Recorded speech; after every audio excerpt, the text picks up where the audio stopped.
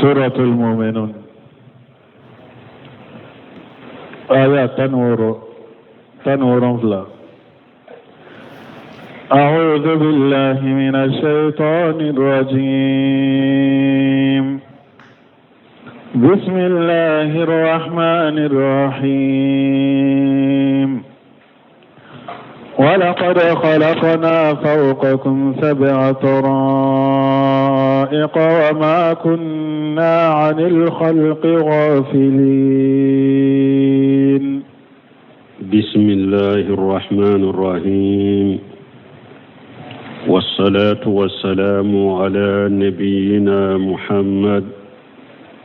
وعلى آله وأصحابه وسلم تسليما كثيرا. سبحانك لا علم لنا إلا ما علمتنا إنك أنت العليم الحكيم. أستغفر الله الذي لا إله إلا هو الحي القيوم وأتوب إليه. اللهم انفعنا بما علمتنا وعلمنا ما ينفعنا وزدنا علما. biye karisu ye hijriya bakele ani kemenani ani binani ani saba shahru rabiul awwal minye hijra sankalo sabana bisuinye o fulanay miladi nasaraw ka jate ba fulani mugani saba sankalo konontonna bisuinye o tani wolon fulanay ambe dawda bugu masjid rajaq ambo kono. a'udhu billahi minash shaitanir rajim. ولقد خلقنا فوقكم 7 طرائق وما كنا عن الخلق غافلين. لما ذكر تعالى خلق الإنسان أتفى بذكر خلق السماوات 7. tumami ala masamin korota lendo deresu temene hadama den dan chogo anyo ayawu tawsirifo katamfa adamala kana adama dawnyire yele mana chogo me anu dara chogo me o fora bunkasiru ko lamma jakarata la khalqal insan akotumami ala ye hadama den dalifo atafa bi zikri khalqi samawati 7. ala ye muntugo ola sankaba wolon fula dali tumami hadama den dari fora ala nana sankaba wolon fula fana dalifo. Abdurrahman Sadi ko ka tawsiri kono akotumami ala ye hadama den da ka dan chogo fo kana jiya kono abe ñanamaya yoro mi fana yo fana fo a ñanamaya yoro ana balo cogo na ñanama yoro ayo fana fo mi ñe ka sankaba wolon fula da ka bila o koro. bunkasiru ko wa kathira ma yajkuru taala khalqa as-samawati wal ard ma khalqa al-insan ma khalqi al-insan akwa kacha kurana kono ni ala ye sankaba wolon fula dali fo abe hadama den dali fo kafaraka ko kacha qur'ana kono akwa aya doye jumae la khalqu samawati wal ard akbar min khalqi nas. ala ko sankaba wolon fula dali ko o kabbo katime hadama den dalika wa hakaja fi awwal alif lam mim sajada abo chogo de la ألف لام ميم سجدة التي كان رسول الله صلى الله عليه وسلم يقرأ بها سبيحة يوم الجمعة. أبو تقول سورة السجدة ألف لام ميم سجدة سورة مي نيتشيدن تنكرا جمعة سوما فجري أركام فلو تشيدن بأسورة كلا كنو في أولها خلق السماوات والأرض. أبو أسورة دامنا لا sankaba wolon fula dali ani duguma kolon fula dali summa bayanu khalqil insani min sulalati min tini o ko fa ye hadama den ka dan chogo bange ko hadama den min yamfa damaye adara kabo bogo de kono bogo min fosira kabo dukoro fambela وفيها أمر المآد والجزاء وخير ذلك من المقاصد ألف لام ميم سجدة وسورة ينكونو هذا ما دون كساجلي كتا قيامة وبسورة ينكونو هذا ما دون كسر لي قيامة وبسورة ينكونو أنورنا نيغنا لنينولا ورياتو دونك وكو حكمة من بالا وسورة جمع سوغما نيتيرن تنباكلا هذا ما دين دان چوغو باكونو ani hada madin ewa saya malikau bin nimmina chogomi ani hada madin sagali kata qiyama ani hada madin sarali qiyama obede be sora inkon odia to juma sogoma tiden tumbe arakan fulo abe sora inkala kono wala ni alako ni ayala wala gari khalaqina fawqakum sab'a tara'iqa alako ne ala nye sankaba wolon fula nye uludda ku bilaw sanfe tumami ale hada maden da kabila jian kono ko ale ay hada maden dalifo ako ay sankaba wolon fula fana da ku bila ika sabu at-tara'iqa qala mujahid ya anni samawati sabu sabu at-tara'iqa mujahid ko sankaba wolon fula wa hadhihi ka qawli ta'ala nimbe ko min ala ko masamin ko ta'ala no tusabbihu lahu samawati sabu wal ardu wa man fihinna ala ko sankaba wolon fula be sumana lay foke alaye ani dugma ko loron fula ani fengu fembu kono aya wure kuna ala ko alam tara kayfa khalaqa Allahu sab'a samawati tibaqa ala ko yema yewa ala yi sankaba wolon fula da ku ke sankaba wolon fula e chogomi tibaqa ye sankaba ayuke wolon fula ko bil hada maden ka chogomi anana hadisa do kono ko sankaba ni sankaba ke sankime durutama sankaba yere fana giriya sankime durutama o sankaba wolon fula de be hada maden ka kata ala de masay minyo oke wala gari khalaqina fawqakum sab'a tara'iqan wama kunna an khalqi qafilina wada to ya ala kunne ala de sankaba wolon fula da ko bila auka ne ala manyina damfen ko tenyina damfen ko ay wayala ma yaliju fil ard wa ma yakhruju minha ala yadamfen komi ala yadamfen be da chogomi damfen shite ne ala be nyine ko adamfen shite abdraman sadi ko komi ala yadamfen be da chogomi de damfen shite fate damfen shite ne ala nyina lemba ko abbe yoro do be kala halado abebe ka garjagale chogodo abebe garjage fana hari tumu na be dugu kolo jukoro de ube abe farade kono aka garjage basura ala tenyina ko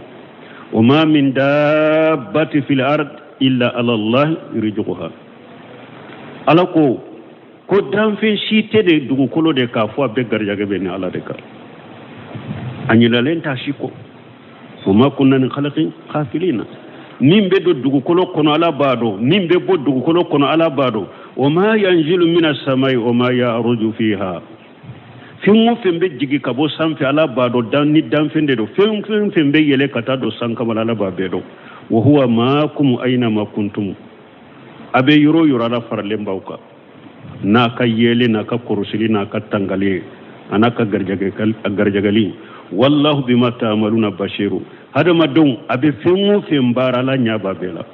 wa huwa subhanahu la yahjubu anhu samaa'u samai sankaba doni alache anyaba bela sankaba ni alache wal aradu aradan dugma kulu doni alache wala jabalu illa ya'lamu ma fi warihi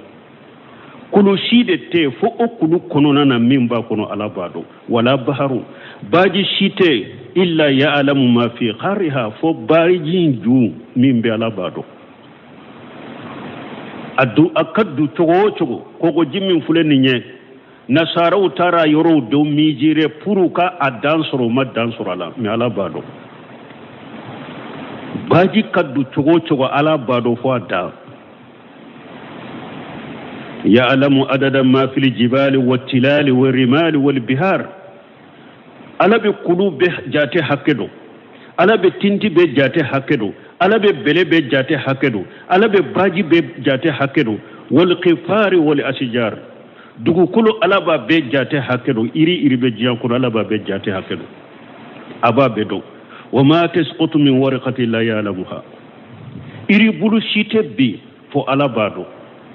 o iri bulu bɛ dugukolo ko kana ka o iri bulu bɛ ji jukɔrɔ de iri bulu si de tɛ tigɛ ka bɔ yiri la ka bin fo ala b'a dɔn i y'a dɔn an y'a bɛ dugukolo ko kana na cogo min dɛ ni kulubaw b'a la iriw b'a la dingɛbaw b'a la kɔgɔji in fana jukɔrɔla b'o cogo de la kulu belebelebaw de b'a kɔrɔ iriw de b'a kɔrɔ dingɛbaw de b'a kɔrɔ awa ala b'o bɛɛ dɔn a b'a bɛɛ kalama o de y'a to ala ko wa ma tasqutu min waraqatin la ya'lamuha wala habbati fi julumatil ard fen kisima si tɛ n'a bɛ dugukolo dibi kɔnɔ wala ratibi fen kɛnɛma tɛ wala yabisi fen jalen tɛ illa fi kitabi mubin fo a bɛɛ bɛ sɛbɛnlen bɛ lahul mahfuz la ala ka kitabu bangale lahul mahfuz fen bɛ sɛbɛnlen b'a la donc nin y'a yira n na komi ala ye danfɛnw bɛɛ da cogo min de n'a kɛlɛ ye danfɛn bɛɛ da dɛ awa ala bɛ danfɛn bɛɛ cogo dɔn a ɲilalen tɛ fɛn a si ko dɛ danfɛn si tɛ ni ala tɛ kalama danfɛn si tɛ ni ala ɲinalen b'i kɔ a b'a bɛɛ kalama awa ale de b'a a bɛɛ ka ko ɲɛnabɔ fana وأنزلنا من السماء ماء بقدر فأسكناه في الأرض وإنا على ذهاب به لقادرون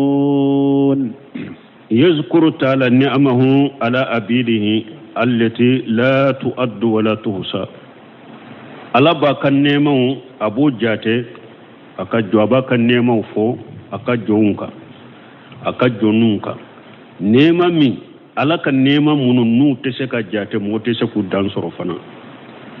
في إنزال القطر من السماء ونعمة يمني ni ala be sang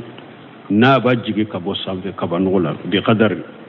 sanji in bɛ jigini hakɛ dɔɔnin de ala bolo bi hasbil hajati ay bi hasbil hajati la kasira fayufsiru al arda wal umrana alati jin caya kosɔbɛ ni a bɛ tiɲɛli kɛ ka sow tiɲɛ wala khalila fala yakfi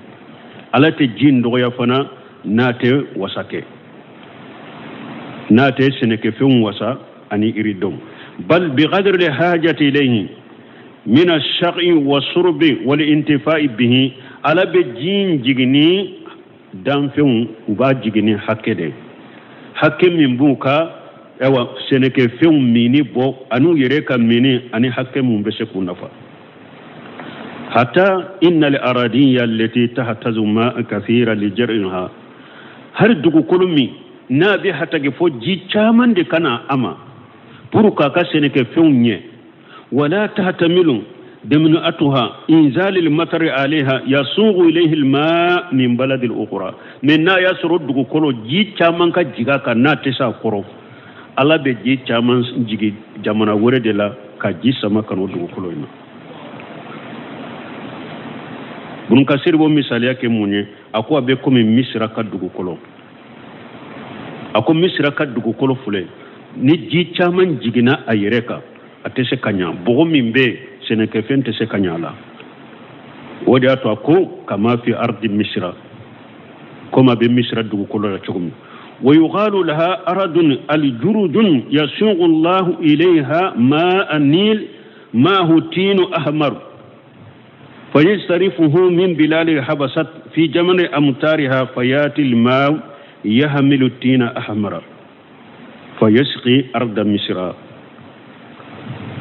ويقر التين على أرضهم ليجروا فيه لأن أرضهم سباغ يغلب عليه الرمال أكو بكم مصر كدغكولو أكو مصر كدغكولو وبافو دغكولو دي ماكو دغكولو ميني على أرض الجروز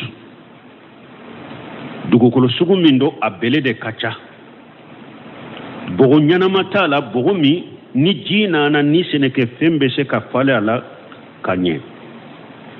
mi habasa ala be ji jigi chaman jigi habasa de nili mimbe ko mimbe ubafo nili o ji mbe habasa ka bogo bilemanta kana to misra ka dugukolo inka na ya to aka o wakati nu ye seneke femin do la be fale ala boke fa subhana al-latif al-khabir ar-rahim al-ghafur senabe masaye masammin yin nema gelen tige masammin be fembe do masammin yin nema tige masammin ye junubu ya fatige donc ala de masayna be sanji jiginen chogola dugu do be jamana do be pour au ka seneke feun kana fo ko de ka boli kana ni seneke ni dugu kolo na ma boli de ayire ka ewa samaya sanji doro nyo sitenya o yoro be de fo ko de ka o yoro boli ni ko ma aka foro boli foro intenya samaya sanji doro foro intenya de fo ko de kana ka boli ani bogo do de kana ko bogo imbila koro ka boli wala de aka seneke fembenya ala de masa mi ben nimbeke wodi ato ala ko wanzalina minas samai ma ala ko ne ala de masa nimbe jijigi kabo sanfe kaba nugola bi qadari mbe jijigi ni hakke dode faskannahu fil ardi ninya jijigi dugu kolo ka fana dugu kolo be jimi fana abedo dugu koro jukoro mbeta jiminai kamara dugu kolo jukoro ay jana al ma ijana jala min as-sahab yaqludu fil ardi ala ya ke ne kaba mo no nye jijigi ji ateto dugu kolo sanfe fana wakati ndo do dabe bu min kalma dugu kolo ba be min dimbe jigi dugu kolo jukoro wajalina fil ardi qabilatan lahum wa tashrabuhu wa yatakhajja bihi ma fiha min al-habb wan nawa dugu kolo imbe jimmi na ye jimmi fen kise manu min ye tamaro kolo de ube e nyo kise de nube dugu kolo jukoro na ye jimmi ajigina ulube fale wa inna ala jahabin bihi laqadiruna awa nin jimin fulen ninye ninne ko hara jiginen ko fe nka atana ka boddugo kolo ka ton na tawunna fa mbesede nin ko mba jigi dugu kolo jukoro ka jigi kata hari na ya nyini ni hari fora jude na ta soro mbesede mbese ka ji lata koy ay lawshina allan tumtira la falina bun kasir be tawsir chama fo abe aya imba beta na diarane ala na tun diarane ala konte jinjigi nta jigi de mbeshala de ninne ala na tu madyanyen ka jinjigi ninya ajigi baliato ni majigi ka ajigilito mbesede na katun kadinye ka jigilito ni majigi ninta jigi mbeshala de ntumbake wala ushina la sarafunahu ankum ila sibaghi wal barari wal khifar la falina na tun kadinye fana ka jinyele makabo auka kata fili kungo kono nana kata fili bele yorowula kata fili kungo kono jawna minna ute nyogon kalama no tu nyenne jamba kede wala usina la jalinahu ujaja la yuntafahu bil surbi wala li shagh la falina na tun kadinye jinjigilin ko fen kake kogojiye au teseka mi ateseka yire nafanaye ntumbo kede no tun diare nyen tumbo kede ولو شينا لجالناه لا ينزل في الأرض بل ينزر على وجهها لفالنا ناتون ديارني علي nka ji na ajiginin kofe dugu koloka nka sama kabo dugu koloka kana wunafa mbesede ولو شينا لجالناه جل فيها يخر إلى مدًا لا تشيلون إليه ولا ينتفعون به لفالنا ناتون ديارني علي jin jiginen kofe nka jigi dugu jukoro kata bila yoro la yoro minni au tese ka she na ba yire na fanaye no tundaranye mbo kede walakin bi lutufi wa rahmatihi mi alaka nema geleni alaka nema koso yunzilu alaykum alma min as-sahabi ajaban furatan ala be jigi au ka kabo kaba nola jimin timilendo julalan amine kanwo fayuskinahu fil arad nyala jinjiga be jin aba sigi dugu kolo jukoro fana dugu kolo bammi abeta Allah sako dugu kolo jukoro waysiluhu ya nabiya fil arad o kofi alaba ke dugu kolo jimbe poy ka bo dugu kolo koro فيفتح العيون والأنهار على بكون أني جينيون أبو دايرة جيم ببوي كبون أولوية ويسقي به جروء والشمارة أبسني كفوني إريدون ميناي وتشربون منه ودوابكم وأنعامكم أو يرب ميجينا أنا كدابون أنا كبغون وتغتسلون منه أبيكو على وتتطهرون منه أبا يرسناناي وتنجفون أبا أير الله سنيافنا فله الحمد لله تنوبي علي فونا شربي علي بل ما هذا مدين دالهم كفي على بني نيما نونو فو هذا مدين يبورو يكا على دودي يكا على دو ka kelem tuude bato kana foy fara alaka akunye kode فأنشأنا لكم به جنات من نخيل وأعناب لكم فيها فواكه كثيرة ومنها تأكلون فأنشأنا لكم به جنات من نخيل وأعناب awa jimin jigina kabo nogo kono ne alabe nagu furu fana dilawuye ni jinye min naghili nagu furu munu ni tamaro bu kono wa anabani ereze yanni faghrajna lakum bima anzalna minas samai jannati lanyine munye ne alaye jimin jigi kabo nogo kono be nagu furu fana bo awuye ni jinye basatina nagu furu حدائق جات بهجتي ناغو فرمون نو يچوكو كاني اي جات منظر الحسن ناغو فرمون نيو يوبنيا ويچوكو كاني من نقيل واناب تمرو اني ارزي اي فيها النقيل واناب ناغو فرمون ني تمرو بو كونو ارزم بو كونو وهاجا ما كان يالف اهل الحجاز نونو يدي مكان كان قرانا جينا يرومي wa wakati ewa iriden munun tumbe sangala ubolo iriden munun tun nafalen tumbu bolo kosobe odi atwala yen nunun kere kufo wala farqa bayna shay wa bayna najirihi sino iridon to faramfanchatere iriden bebe boni jinye men ni iriden nunun fula ni iriden fula kere munna parce que a wakati makkan kaw hijewi gan kaw ni iriden fula ni iri fula de ye iri nafala maye ubolo kateme iru tobe ka tamarunu irese وكذلك في حق كل أهل إقليم عندهم من الثمار من نعمة الله عليهم ما يعجزون عن القيام بشكره أو هجاجي كان كو درونته دغو بي ibasoro alaye iridon ni seneke few ni iridon do de awma ni alaye munun ke awma nema minna tesikala barakadaka wadi atwalako lakum fiha fawakihun kathiratun awa onaghfuru iriden chama wure bangbolon na gofuru na minu ne tamaru ne rese intakelenya min jami shimar iride sugube kama qala qum ni ala ko ya wure kono yumbitu lakum bihi jar'a ji ala be seneke fi faleni jinye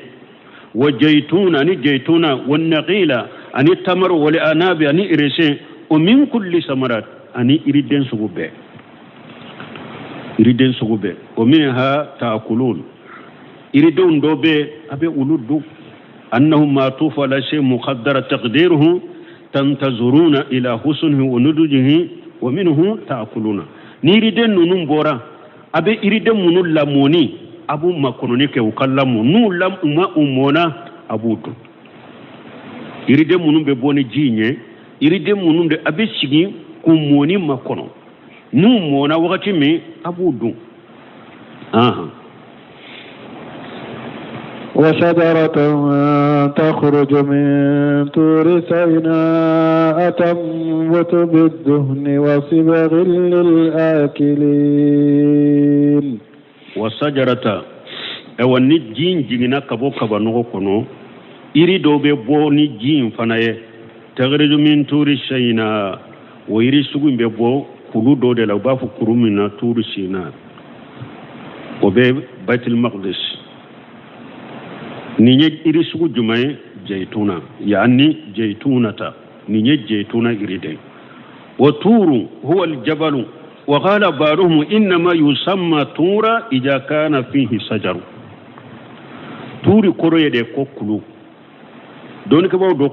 ko ni kulu min ni iri bala uba fo ma turu ni kulu min ni iri tala uba fo jabalu fa in uriya mi anha summi ajabala ko don ke bawo ko nu ko turu ni iri be kulu minna ni iri chaman bala uba fo turu me iri mi kulu minna lankulu ni iri tala uba fo ma doro ko jabal na to fo ma ko turu uba fo ma summiya jabalan la tura uba fo ma de ko kulu me ta fo turu wallahu alam wa turu shayna huwa turu shinina bun kasiru ko turu shayna min fulen ninye ko kulu min nu ba fo turu shinina ko kulu de do wa huwa al jabal alladhi kullima alayhi Musa ibn Imran alayhi salam wa yakulu de kulu min alaye Imrana denke Musa alakar ciden Musa alaya kuma nyogonya kulu minka kulu min yirula odedero وما حوله من الجبال التي فيها شجر الزيتون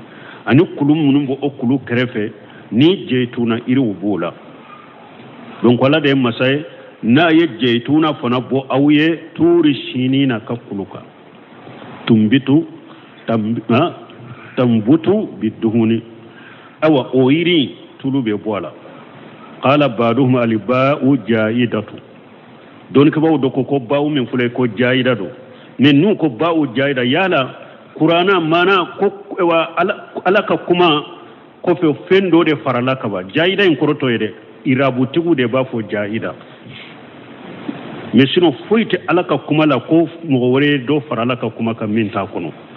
nu ko jayda to kambe na hawtigu ka irabu de la irabu tigu de ba fo ko jayda to mais akorote ko alaka kuma yin ko fe ko do de nin kuma faraka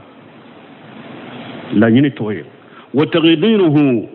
tumbitun duhuna la ñini munye na ko tambutu min ad-duhuni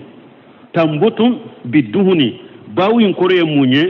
tumbitu duhuna akoro de mana iri tulu be fale ka bola la ñini ode iri tulu be fale ka bola kama fi qawli al-arabi alqa fulana bi yadihi ayyadahu karasaye bila likena boloy mana ya bolo bila وما على قول من يدمن لفعلا فتقديره تخرج بالدهون أو تاتي بالدهون ni awa arabun kando na doye ayayin ke kulla nyini yede bi mana fendo de be akono biduhuni koro de mana fembi mbeye akono kulla nyini ye munye taqrujun biduhuni abe boni tuluye ko aw taati biduhuni niya ke ulutaye mana iri mimbe nani tuluye anko folotigu ta iri mi ni tulube bola fulana tigu ta iri mu na be boni tuluye ube abe nani tuluye wali haja qala ninde kosako wasubiqi ay udumin qalahu qataratu wasubqi lil akilina kuremun mana abeken naye dumuni kelay na lil akilina ay fiha ma yuntafu bihi min ad-duhni wal istibaqi tulum min be jeytuna ila mobu yere nafana akatulunye do ba ke tuluye ka kennaye do fana ba ke tuluye ka ke ka ewa fiun ku do galana nay wal isbaq do be atulu dilafana folo kado lampon kono kan lampon menenaye do ba atuluke ka awa ammu uka golowni feuna nabu magaya do ba atuluke nafanaye abedu wasibigh lil akilina qure munye wasibigh lil akilina mana dumbagaw dumuni kelaw ba kenaye kado ka dumuni la mana tulum be bo jeytuna ila dumuni kelaw ba kenaye uka dumuni la وإن لكم في الأنعام لعبرة نسقيكم مما في بطونها ولكم فيها منافع كثيرة ومنها تأكلون وإن لكم في الأنعام لعبرة أو ألاكم بغمر اللي منون فنباو بلو جاتمنا بولو فنلا minye ewa nyame ni misini sagani ba abake kanim baga munun fana mara jate mina bade be awla tashi bade be awla baga nunun fana la nusqikum mimma fi butuniha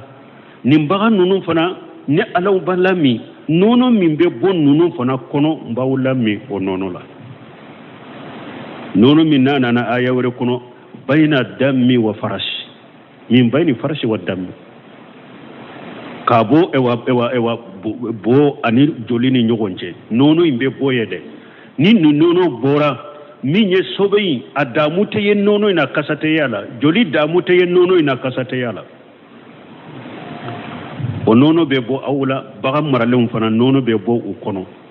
mimma fi butuniha walakum fiha manafi'un kathiratun wa minha ta'kuluna baga nono nafa chamande baw bolo baga nono na adobe abu kantige fudu وعليها وعلى الفلك تحملون وعليها بغن نون كدغو كلو كوكناكا ايوا ابي يلاكا باكا دونو تاوكا كومينا نانا سوره النحل كونو ابي يلوكا كتا يورو لا باكا دونو داوكا كتا يورو لا يرومي او يرنا كو كتاما كاشي اتشي ابدا ني موسى كجلنته ni segente mi abe yele daba nununka abaka minunda ka kata yoroja ew nafa chaman de baw bolo baga nununa abu shi do shi aba kofe kake ewa minawunye aba kofe kake dolokuye aba kofe kake tantawunye utemina suratul nahl kono ado beke aba ake nene fini aba bo usiuna minye ewa tilema fana ewa finiu abo fana bo usina abu doke jurufulewe abu doke ewa foroko yere kuke nyobe dola kuke minaye abe marali ku kono manafiun kashira nafa chaman de baw bolo bagan nuna ba ado do fana walaiha bagan nunun fanaka wala li fuluki ani batoka tuhumaluna abaka donu tawuka alai hadama de wala karamna bani adama alai hadama dem bonya de dugu kulu ko kanaka yeyele nan ka feundima ibe dugukolo ko kanna ka ibe yelene nan ka fe mununa kata duguni dugu jamana ni jamana ki kam minan dawka o de dugukolo ko kanna bato ye jumae ewa baga nunu fali ni so nunu ni nyame nunu abe yele nunu ka dugukolo ko kanna ka ba ka denu tawla dugukolo ko kanna ka baji ufana konona la ala yere nan ka fe dawma baji ufana konona la na be yele wuruka ka baji tigenu na ba ka donu da ulu fana ka baji tigenu ye o ye bato ye ayani Allah nimbe ke hada madanye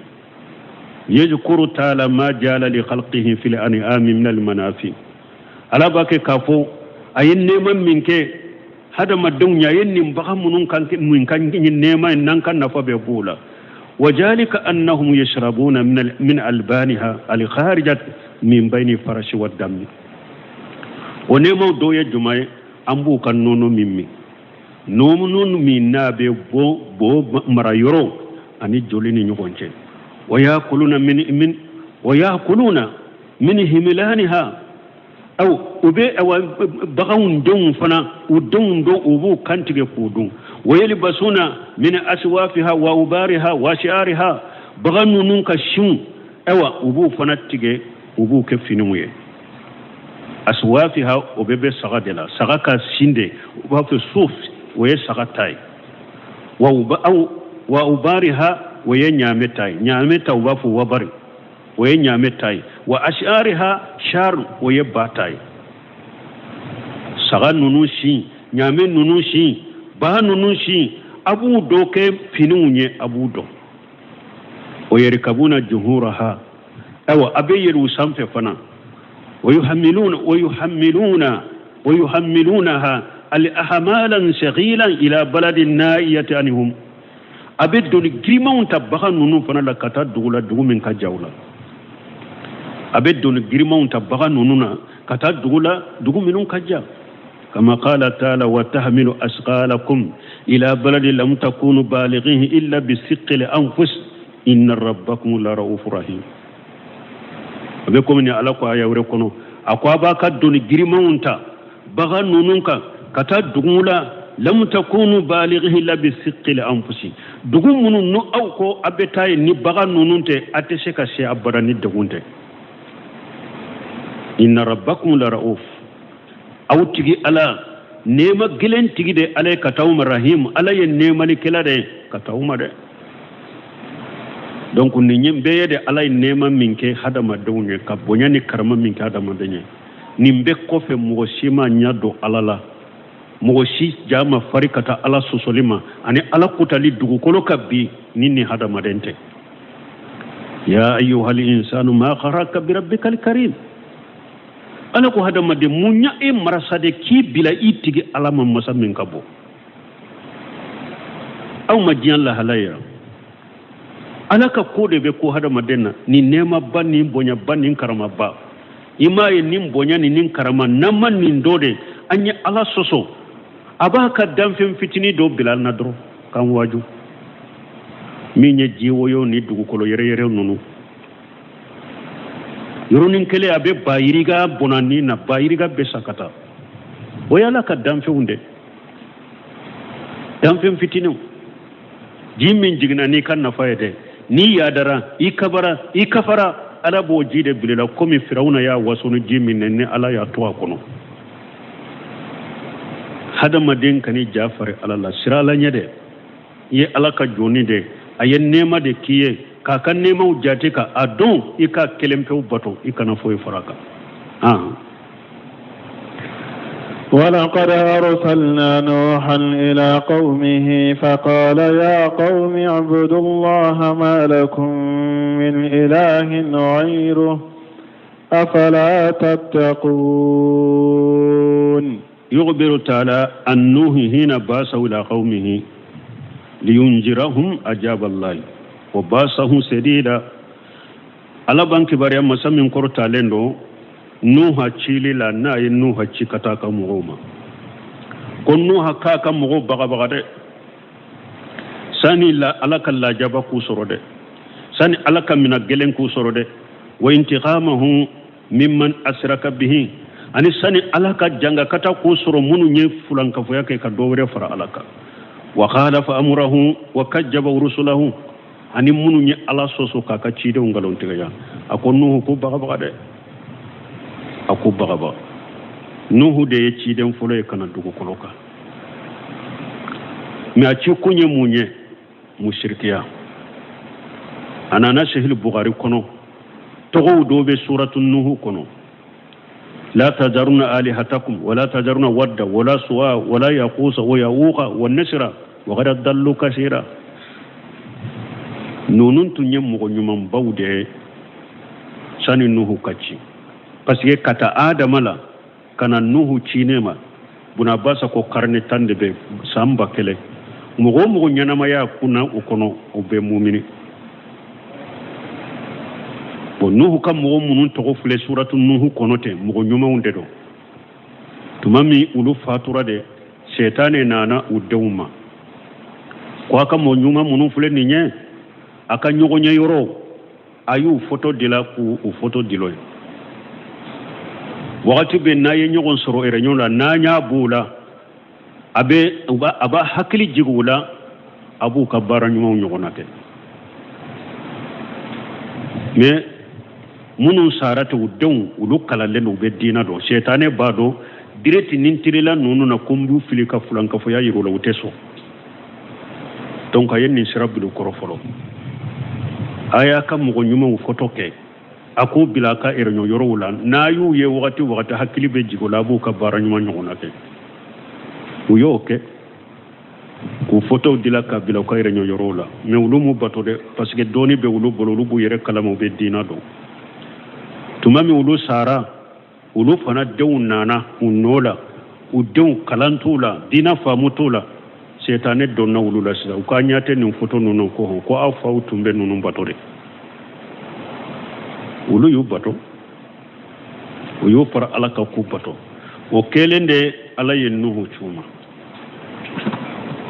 konni nyi musrikiya de ayen ni ndabla kala kelempe bato ima ella da jugun na mini bisukun kono aka bo fo imangele nay tumamin nuhu yu wele jama ko nyogo ma chogodi la tajaruna alihatakum akana ka bato fem bato litoire wala tajaruna wadda wala suwa wala yaqusa wa yauqa wa nasra وين توف أكنا نونو أكم ما يوم منو فلني أكنا نونو بطولي توي نو كم هو ينين دك كاتشابي دونك يا ألاكو ولقد أرسلنا نوح إلى قومه ألاكو قال نوح شي كتا كم غوما فقال يا قومي نوح كون كم غوم اعبدوا الله ما لكم من إله غيره أفلا تتقون فقال يا قوم كون كم غوم اعبدوا الله أي الله كلمة بطو ما لكم من إله غيره أي لا معبود بحق إلا الله بطو في وري تاو بولوني على تكوي على كلمة دي بطو فنشي على ماي أي على كلمة بطو دي أفلا تتقون أي ألا تخافون من الله في إشراككم به نكم أو تشرع لني أو بني مشركيا منك في وري فرا علىك كبطو كفر لك أتشرع كرو أو بني مشركيا من أتشرع كمشركيا كرو كسرع لني كان ننتوي na jabira munna nko hari sisa niko ebe tauhidi misiri ukono ebe tauhidi wolela jamana kono ebe tauhidi kola kiun kono mo be mu miri ko ninte foila ni joyoro nyine ni parasi nyine teya ko ba fe dro ka yire korta ka yire fasamanta be ka yire ale nyana le kelende dina fam ale nyana ale kelende ye ala batulay ale nyana le kelende kalana ay nu kam go jabu bena min fo nu fu yeke tuma ma yin nin fu ye awa ci dem be ci kun fulete nuhu yen ninde fo kam go ye luta yen ninde fo soybu yen ninde fo ya khawmi abudullah ma lakum min ilahi ghayru kam go ay ala kelem taw bato fe ngore si taw bolo ni ala te awa ci dem be ci kun yen ninde ci dem be ci ran ninde ka tawhidin ala kelem taw ka bato dugu koloka ninde kera ci dem be ci kanye التوحيد هو دعوة الرسل جميعا من أولهم إلى آخرهم توحيدي دي تشيدم بكا ولليه كاتو لبا كاتو فلو لبا دعوة كلا كيرا جيان كونو ni e ka dawa juru nun juru ni e ka dawa folo te tawhidi ka folo i ka dawa te chidon ka dawa ka awa sel sal fawzan ako kullu dawatu la tawhida fi kala dawa ako dawa ni tawhidi tala ako be ko mute dawa kal jism li mayit la uruha fihi ako dawa tawhidi tala ko ye dawa sulama de abe ko mi hadama de nin tala abe ko mi farikolo nin tala farikolo nin tala mundo sutia awa dawa ni tawhidi tala dawa sulama de do kala dawa abe ko mi dawa tere bali sawsal fawzani kelen kakka siti dola ako tiglamu ya nyininka ku jama'u dobe jiya kono sisa ku luka dawa anu ka kutubau anu ka muhadara ko abe jogo nyuma ndeka ko ate dawa ka obe togodi akon nunun tigla mugode ku uluku dada yere ka wajuli damina ko de kanye kateme ka kuma yere ka ko wajuli kala sugude ka kutubau uka konferasyo uka muhadara uka reje soso yo abe jogon kanye ube ninye ewa iri bawu ni feun jogon nyuma ni feun ku lutte kuma dawa ka ko luku dada yere wure kausa ku lutte la mo ku dada ka wajuli yere dabila de ko de kausa katemu ka wajuli ka ko pasiki be wajuli minna ku be mugo bila sege fundela ni eko karasa bange baka bato karasa I jogonye karasa dolomitoe karasa drogutoe karasa jeneyatoe ayen nimbetoe misiriku babolo ima bira bara fula ni mogo ye jeneya bila mogo ya bange bagaw bato aye jogo nyana ka jogo nyuma beke me musirikiya babolo e ma bali ola ima bila tawhidika e asara musirikiya ka ewa dolomi mo baliya drogu me wa tabaliya bange bagaw bato be munyay ya bila bara fula iya bila bara fudela ni mogo be wajuli ke ibe dawa ke tawhidi tika dawala eki dade yere ode kausa parce que ba ke kam mogo shege ko bila bara fudela nu sara shirkuka aye sallim min matrafa ye jakka munun bo aye sum munun kewo ka soro tawhidi masabata bolo ima bo shirikuna ani shirku sara nimbe ya bira bara fula segena fu donc mogo be dawala ni tawhidi ta ka dawala te foila ka mogo bila bara ada de lenyere de kausa ka wajuliye ema ye ci den nyafo ewa abu jari ka hadisala akuma mata la shirku billahi shay'a dagala al janna akuni mogo sara ima foi farala kay be do ar janna abu jari ko wayin jana wayin saraka ako ci har na ya tiga asura tigi jene ya kila da tigi sunyali kila de asara tawhid ka be ar janna ci den ko wayin jana wayin saraka ako har ni jene ya kila de har ni sunyali kila de do men na asara tawhid de ka be do ar janna ni mogo min be mogo wole kata tawhid ma o de bake kanya mogo ma de parce que ni sara tawhid ka ini junubu sara tawhid sabatle mi bolo ini junubu sara ibeta ar janna ni ka tawhid sabatle no imma depuis ar janna dem fulu munum be tar janna la na fuima i ka tawhidin kamanya farima iye junubu ke tar janna imma har ni ka junubu nu do na jahannaba kono ni ka kabaira junubu ye ka tawhid be labaki bo ibeta ar janna mais ni mogo ni jogo nyuma sara ini bara nyuma sara mais sara shirikuka tumha kullahu fulan ka fuyani musirka mbi ka bare mbe touché ka be ibeta dume jahannaba kono bo chokotila inna allaha la yaghfiru an yushraka bihi wa yaghfiru ma duna zalika liman yasha ala ko ni mogo sara fulan ka fuya kan ala te yafima ibe dume jahannaba kono me junubu min te fulan ka foyay mbo ya fa mo ma min nyenja ala kan ke tawhidi tigi ala kan ke wala kala ka tawhidi made فقال الملأ الذين كفروا من قومه ما هذا إلا بشر مثلكم يريد أن يتفضل عليكم ولو شاء الله لأنزل ملائكة ما سمعنا بهذا في آبائنا الأولين فقال الملأ الذين كفروا من قومه ثم من نوح كون كمغو أي الله كلم في باتو في مورسي تاوبولوني ألاته أو تسرالني أبني مسركا من أكاد دابلا فقال الملأ يجوني فقال الملأ هم سادة والأكابر منهم نيمو نما باو نوح كم مغو نيمو أنو كم ما باو كو الذين كفروا من قومه نيما منون ما با منون كافرين نوح كم مغولا وكو ما هاجا إلا بصر مثلكم وكو جماعة توما نينتي فوي ني هذا مدنتي كما ونيونا nuhu kan mogo kafirun akan ma mogo kan nyema nu kan ma ba munun kera kafirun ye ma ba munun nyema munun kera kafiru ye nuhu kan mogo la u ye ninde fo jamato ye ko nuhu te fo ye sanni hada madente kuma awu nyogo yuridu an yatafaddala alaikum nin fana ba fe ka yere fasamantaw ka ya doro aba fe ka yere krotaw ka yere fasamantaw ka ya doro ولو شاء الله لأنزل الملائكة ni ciden cide be alala na tunya ala janni ala ba fe ka ciden ci ate malika jigi sana kana nuhu ta an cela ya ko aboci ate malika jigi ka ci baluman mugo ka fo ko be ke tawhidi wala kala ko kuma jugute fo iba bilade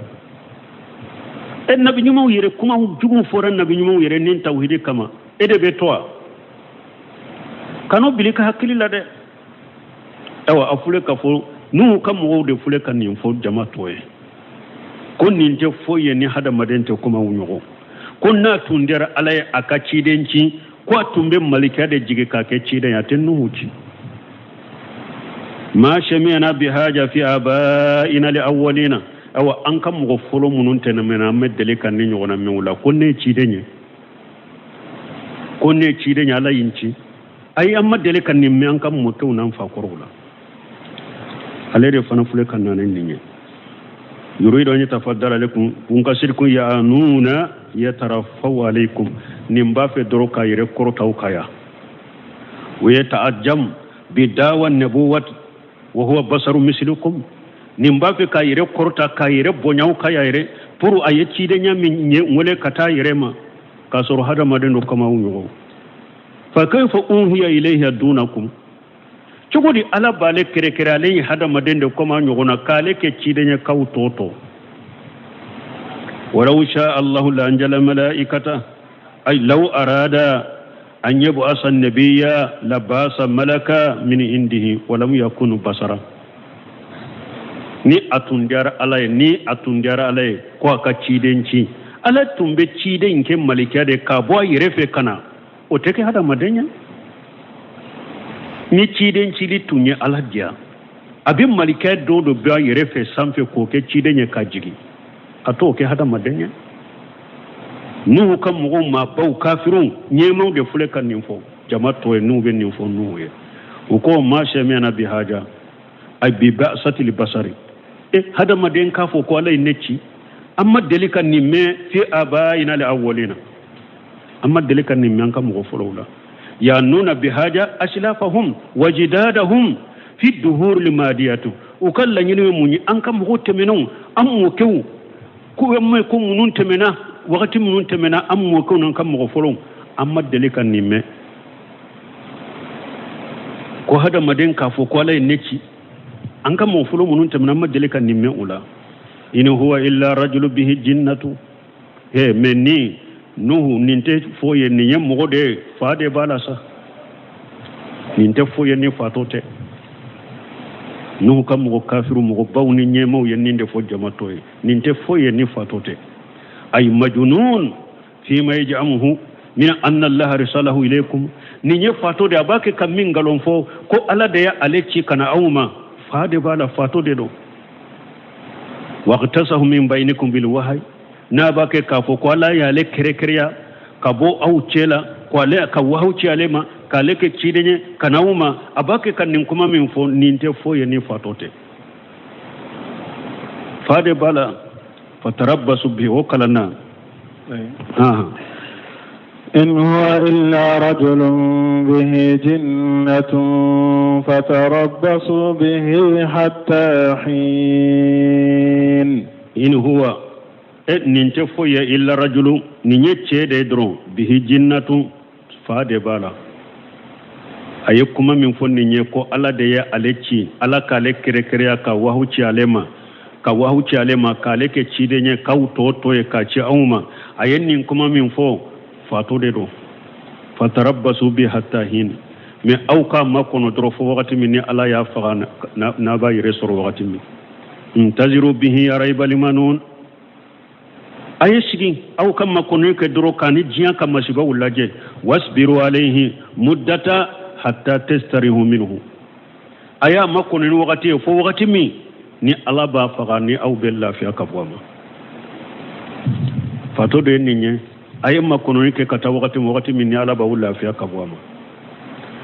aw nuhu kam go fule tumama ye woleli ke kata tawhidi maninde fule ka foye de odi ya to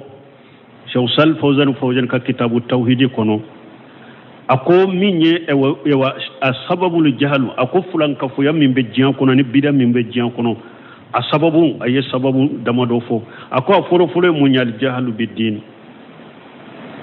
bidiya min be dina kono fulanka fo min be dina kono sababu fule munye jahiliya ni dina dombaliya ni jamana ni ewa hada maden chamanta ka dina do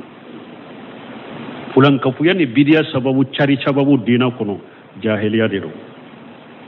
ni mo tu ka dina do afulana jumae taqlidul al-aba'i wal ajdad taqlidul al-ajdad wal aba'i mukillabaton ani fakuru bato o fana ye bidiya cari sababu ni musirika sari sababu fulana du koloka anya mo ko soro ninde ka anya mo ko folo soro ninde ka anya fawto soro ninde ka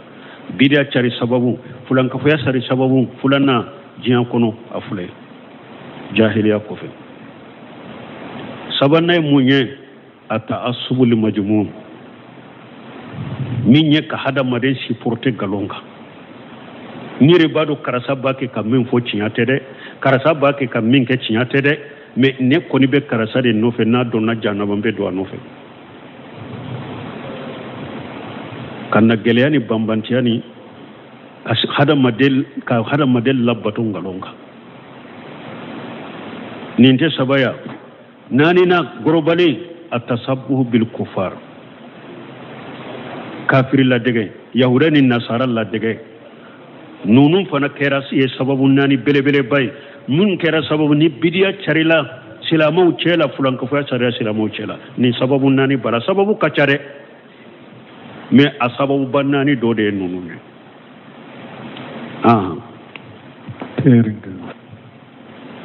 سبحانك اللهم ربنا بحمدك أشهد أن لا إله إلا أنت أستغفرك وأتوب إليك.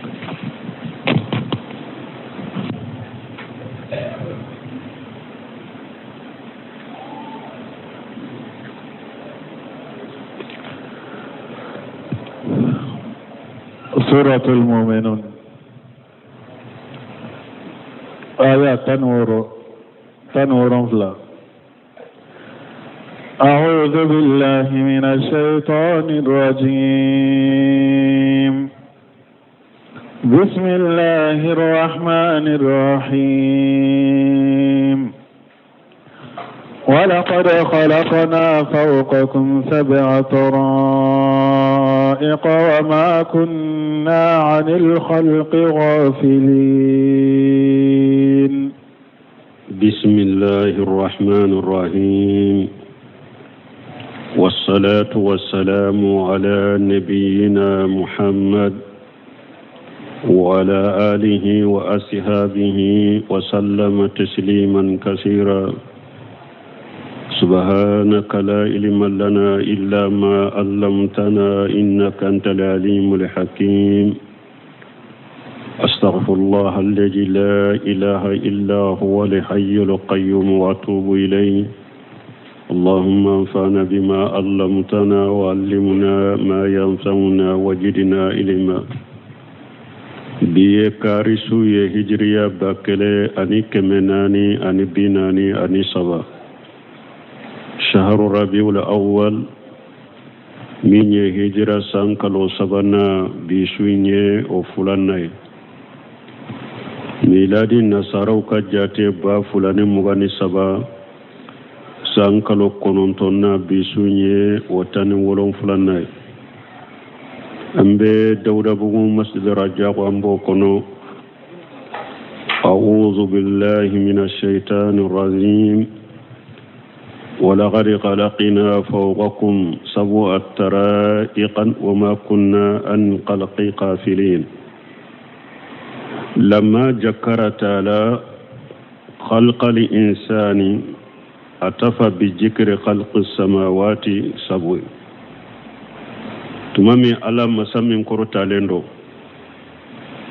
deresu temene hadamaden dan chogo anyo ayawu tawsirifo katamfa adamala kana adama dawnyere yele mana chogo me anu dara chogo me o fora bunkasiru ko lamma jakarata la khalqal insan akotumami ala ye hadamaden dalifo atafa bi zikri khalqi samawati 7 ala ye muntugo ola sankaba wolon fula dali tumami hadamaden dari fora ala nana sankaba wolon fula fana dalifo. Abdurrahman Sadi ko ka tawsiri kono akotumami ala ye hadamaden da ka dancogo fo kana jiya kono abe ɲanamaya yoro min fana yo fana fo a ɲanamaya yoro a n'a balo cogo na ɲanama yoro a yo fana fo min ye ka sankaba 7 da ka bila o kɔrɔ. bunkasiri ko wa kathira ma yajkuru ta'ala khalqa as-samawati wal ard ma khalqa al-insan ma khalqi al-insan akwa kacha qur'ana kono ni ala ye sankaba 7 dali fo abe hadamaden dali fo kafaraka ko kacha qur'ana kun ako aya do ye jumae la khalqu samawati wal ard akbar min khalqi nas ala ko sanka bawlon fula dali ko o kabbo katime hada maden dalika wa hakaja fi awwal alif lam mim sajada abo chogo de la alif lam mim sajada allati kana rasulullah sallallahu alaihi wasallam yaqra'u biha sabihata yawm al-jum'ah abo chogo da suratu sajada alif lam mim sajada sura mi nikiden tunkera juma sogoma fajri arakan folo ciden be o sura kala kono fi awwaliha khalqu samawati wal ard abu o sura daminala sanka bawlon fula dali ani duguma kolon fula dali summa bayanu khalqil insani min sulalati min tin o ko fa yi hada maden ka dan chogo bange ko hada maden min yamfa damaye adara kabo bogode kono bogo min fosira kabo dukuro fambela wa fiha amrul maadi wal jajai wa khairu zalika min al maqasid alif lam mim sajada o sura in kono hada madon kasagili kata qiyama o be sura in kono hada madon kasarali qiyama o be sura in kono anuruna nyogona la nyinula ori ato donke ko hikima min bala o sora juma sogoma nyitiren tumbakala hada maden dan chogo ba kono ani hada maden e wasaya malikaw bin nimmina chogomi ani hada maden sagali kata qiyama ani hada maden sarali qiyama o bede be sora in kono ori ato juma sogoma